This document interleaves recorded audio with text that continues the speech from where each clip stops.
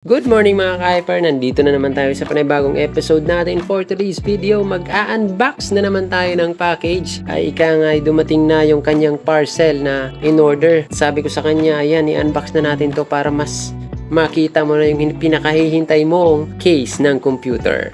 So ayan na nga po guys, no? And play. Ang side panel saka front panel niya is tempered glass, and play overview V100. So ayan na nga po talaga, napakatindi niyan.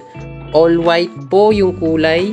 Sabi ko kay Love, mas maganda yung tingnan yung white kasi yung board mo is black. So kitang-kita yung motherboard dyan sa loob. So yung pwesto ng power supply, syempre nasa baba na po yan. At yun, syempre dahan-dahan yung pinaikot-ikot yung case. Ayan nga po sabi ko sa inyo, front panel tempered at saka side panel tempered glass. So ayan, sabi ko sa kanya, bigyan mo ng pinakamalaking thumbs up yung seller niyan. So ito na yung naging resulta ng build kong computer para kay Lalabs. So ayan, maraming salamat po sa panonood. Thank you and God bless. Babush!